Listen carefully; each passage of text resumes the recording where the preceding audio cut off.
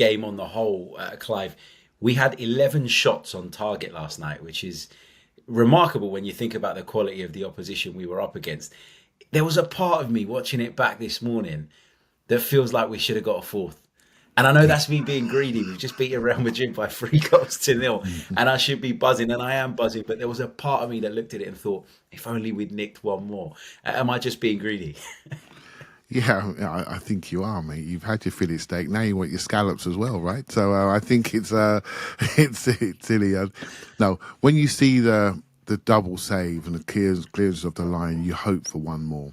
Then you have to flip it round and say we haven't scored a free kicks inside an afro, right? So then we scored 2 in 12 minutes, and then you say to yourself, well, I'll take that because the goals that we did miss were like really good saves and goal line clearances, and so. Yeah, you want one more because you just want to make it absolutely safe. But actually, it'll keep us focused. We saw when we beat PSV, we weren't really super focused in the second leg. So it'll keep us focused. And so, yeah, I'd like the one more, Harry. But, yeah, I'd like lots of things in life. I'll take 3-0 home versus Real Madrid. Yeah, absolutely. Right then, let's get into the bit that everybody's waiting for, the bend it like Declan section. I mean, listen, we've seen him, Rory, over the course of the season become a real, and last season as well, but become a real kind of useful set piece taker. Mainly though, with the focus on corner kicks.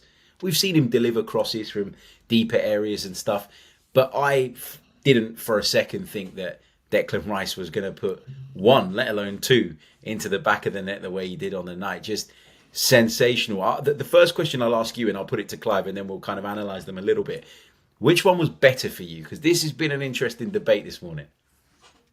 For me, the second one is possibly the best free kick I've ever seen. It's you talk about a postage stamp. It is unbelievable. It's on Courtois' side.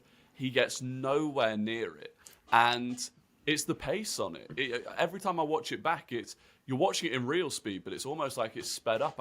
It's unbelievable. And yeah, it is possibly the best free kick that I've ever seen. And we know that he's capable of whipping the ball. You see those angles sometimes of the corners, and he gets so much whip on it. And I think we've all kind of thought, like, why can't we translate this into free kicks? Because he's so accurate with it. And yeah, for the first time last night, it all just seemed to click together finally, and I don't ever want to see another Arsenal player stood over a free kick other than Declan Rice. Clive, your thoughts? Yeah, the second one was incredible because again, it's all about emotions, isn't it? The first one you sort of take, well, that's great, isn't it? He's over the ball for the second one. It seems to be a bit further out, and then you're thinking, well, he couldn't, could he? And then he does the job, right? So, and yeah, I do think in the Everton game at the weekend, there was a moment when Rice got the ball sort of in the left-hand channel, and he went for a reverse pass, and I said to myself, mate, trust your talent. You've got a great strike on you. Take your shots.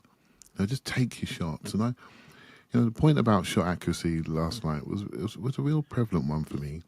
If you ask yourself about us as a team, we're a well-structured team on and off the ball. We play, we pass, we're quite collective. But I sometimes feel we're not obsessed by scoring. We just play. And then I felt there was an obsession yesterday to really strike the target hard with accuracy and really take the opportunities. And if you're thinking about next season, which I already am, looking at how we can improve, that's one of the things I want to see improve. People who are really obsessed with hitting that target hard, not just playing the game really well and looking like a very good, strong positional team on and off the ball. I felt that last night, and I was so pleased to see it. I slightly lean towards the first free kick being the better of the two. I think they're both amazing, but the reason I say that is because I feel like there was a little bit more whip on the first one, and it was so out of the blue. It was so unexpected. Like, I mean, Declan's kind of thrown Nicolas Jova under the bus a little bit, hasn't he, by coming out and saying that he told him to cross it. This all-knowing set-piece coach that we have, this guru of set-pieces, got that horribly wrong, and Declan just defied him and did what he wanted to do anyway, and the result was incredible. Look, they're both amazing, but just the whip on the first one for me was just incredible, unbelievable stuff. And I mean, guys, just talk through the moment when, especially that second one went in, because I looked around and almost everybody within eye shot of me basically had their hands on their head as if to say, what on earth have we just seen? What has just happened? I mean, Rory, it was unbelievable.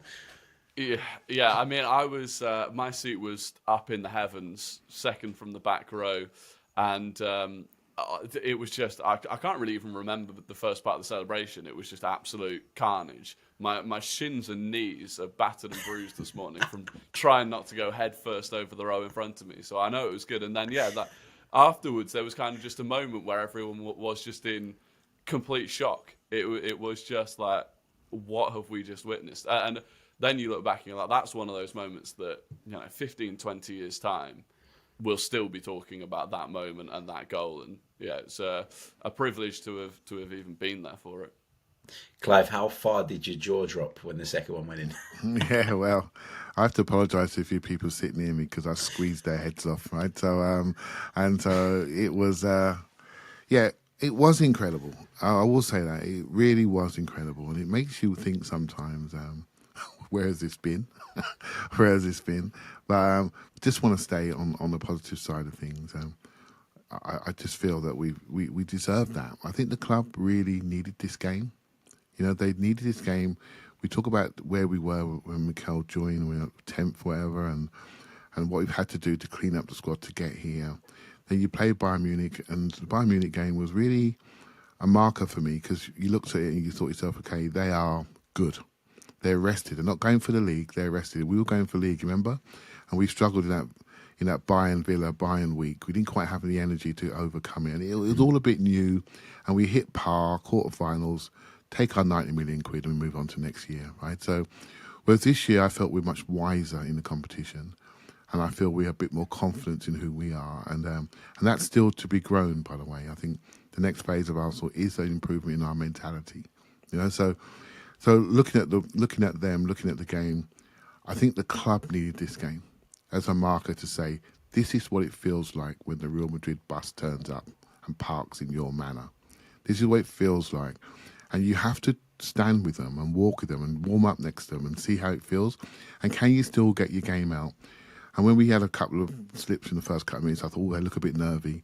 But then they settled. And I think it's such an important night for the club. It's been a long time getting here. To get there and get a result in front of the world, major night. Yeah, for sure. Like, we don't feel like pretenders at this level anymore. We feel like we belong here, and this is a club of huge size, and that should be in the latter stages of the Champions League every single year. But it's been, prior to last season, it'd been such a long time since we made the quarterfinal stage. We got there last time, as Clive mentions. We fell short. This time you were looking at the team and you were thinking, okay, show me what you've learnt. Show me how you've grown. Show me how you've improved.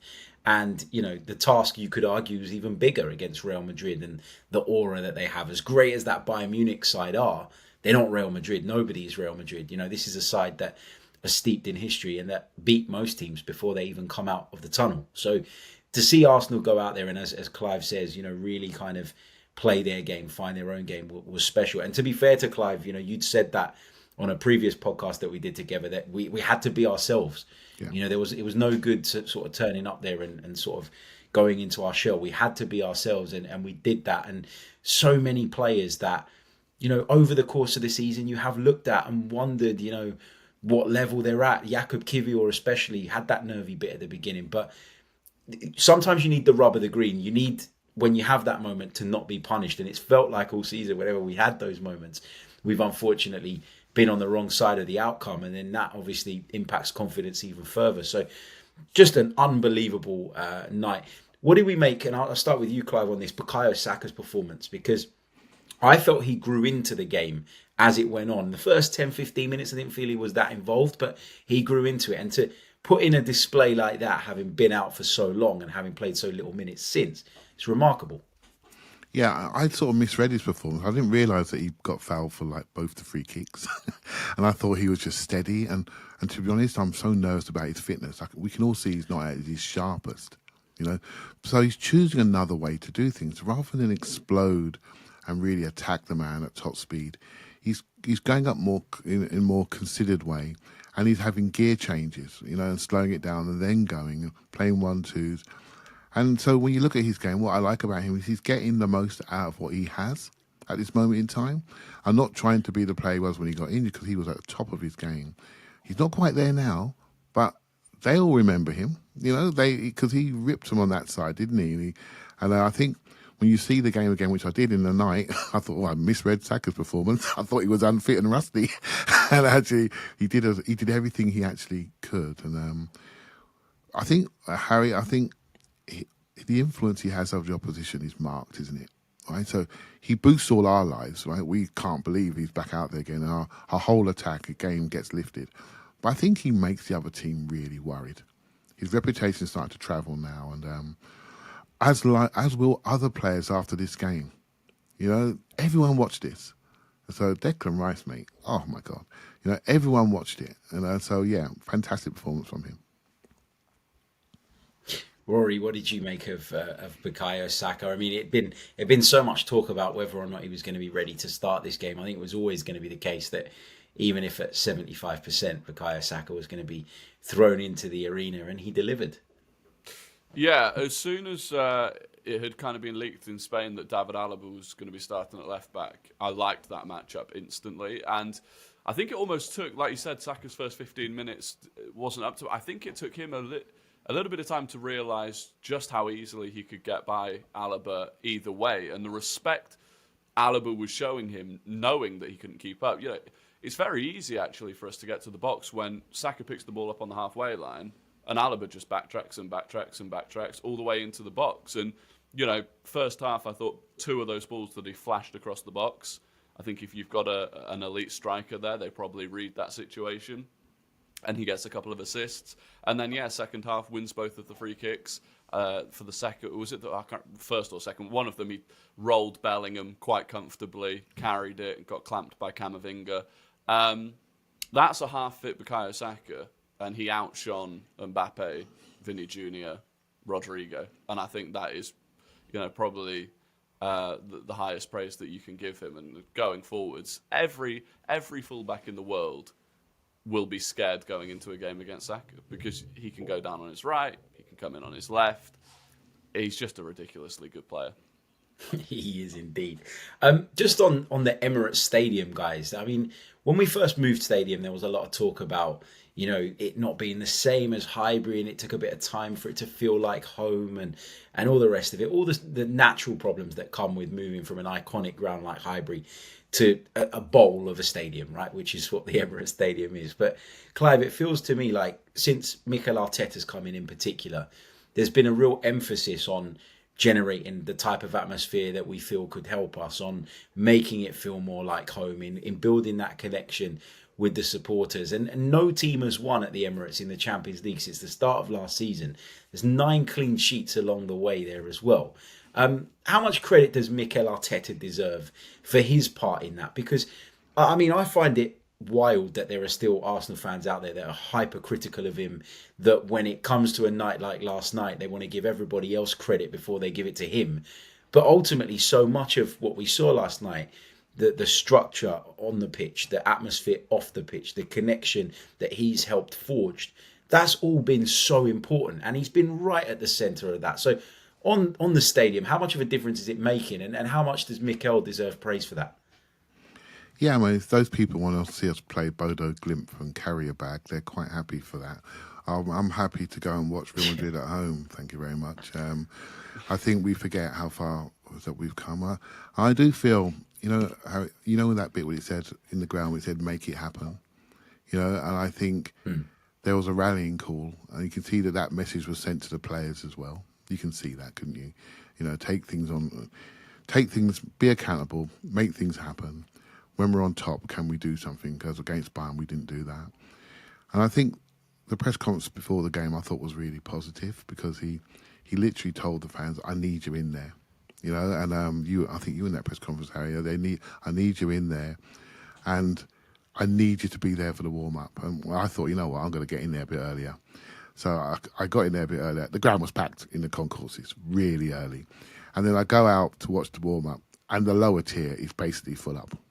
And And I've never seen that before at any point in my Emirates Arsenal watching life, and I've been there from the very first game, and so that means the messages are getting through.